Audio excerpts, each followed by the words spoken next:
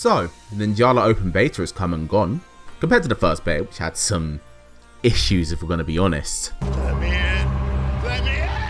This one was pretty smooth sailing. I was able to get a couple hours of gameplay in on my stream, but what did I think? Was Ninjala worth the wait, and should you try it out when the game releases on the 25th of June? Let's talk about it. Starting up Ninjala, you're greeted with a cast of characters you're able to choose from as your avatar. I chose Ron because, well, look at the man. He is looking fresh. And from here, we're given a brief explanation on the rules of Ninjala. In basic terms, you're in an open map with 7 other ninjas all rocking their own weapons and abilities. As your selected character, along with a choice of 4 weapons in the beta, you're tasked with trying to rack up as many KOs as you can in the allotted time so you can place first on the leaderboards. You're given a basic moveset of a default light attack, a heavy attack, and 3 abilities tied to your character, as well as being able to hide as part of the scenery and use your movement to climb walls of buildings and perform dashes, both normal and enhanced. You're given ample tools to solve the task at hand.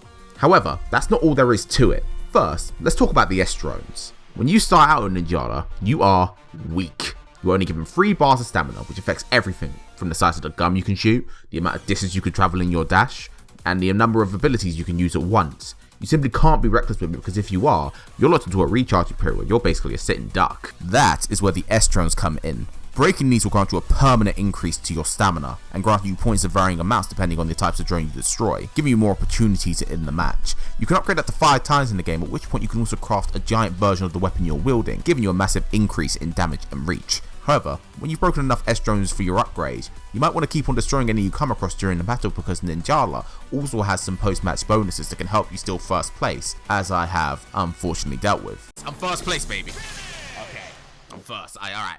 Stop. Wait, what? First is the drone breaker bonus. This grants you 500 points if you broke the most S-drones in the match. However, while that one is useful, the one you really need to work towards is the Epon master bonus. Epons in this game are basically special KOs you perform on your opponent. If you're hit with one, you'll be slamming into the wall in no time. Now, there are 2 ways in which you can perform Epons: through the use of combos, which is so difficult to pull off in a match that I found it basically pointless, and the more easy, consistent method, showdowns. When you're getting smacked in Ninjala, if you hit the left trigger, you raise your guard up. If anyone tries to hit you while it's up, you're both placed into a showdown.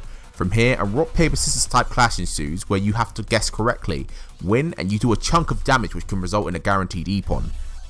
However, while I like the idea of showdowns, this is where my biggest issue with Ninjala rears its head. It doesn't explain to the player how everything works. While I know that showdowns are a useful way for getting Epons, I'm not really taught just how to win. Because personally, I was just mashing in a random direction and hoping that I won the battles. It kind of devalues the whole purpose of Epons and boils the game down to pure luck in its current state. Also, something that needs to be discussed is the weapon balance in the game. The beta gives you 4 different ones that you're allowed to use, each with their own types of abilities related to the weapon itself and the bubbles of gum you can blow. The katana is the standard weapon that is mainly used in order to fully adjust to the basic combat, as its abilities are fairly simple, but the ultimate ability is super useful as you become a hurricane that decimates anyone that happens to touch it. Overall, I couldn't find much use for it, and that goes double for the trick yo-yo, which really throws me off with its unorthodox abilities and combos.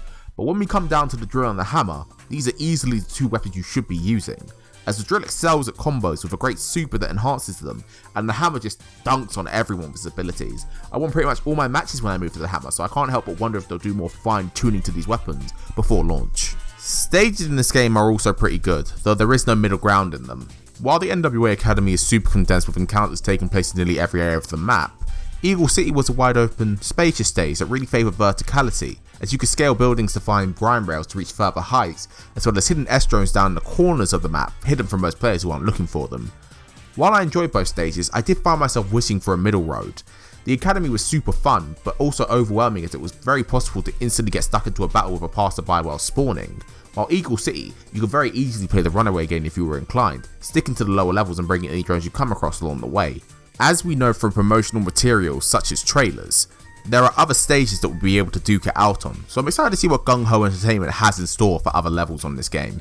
Finally, when it comes to the presentation, this is something the game absolutely excels in. The stages are bright and full of personality, the characters are emotive with great expressions, for example how they look during an Epon, and the music. The music is so good, and brings up one of my favourite touches during the game. When you're in first place, your song is the music that's playing over the stage, giving you a nice sense of accomplishment and motivation, as you don't want to lose that. That's your song. You don't want anyone else taking that from you. Overall, when it comes to it, Ninjala is pretty much a slam dunk in regards to what it sets out to do. While the weapons do need further balancing and the tutorial needs some more info divulged, I'm really looking forward to the full release, and when that comes out, be sure to check out the channel again for a full review as we'll dive into the story and world of Ninjala as well. Hope to see you all on the battlefield on the 25th of June. Hey guys, thanks for watching the video.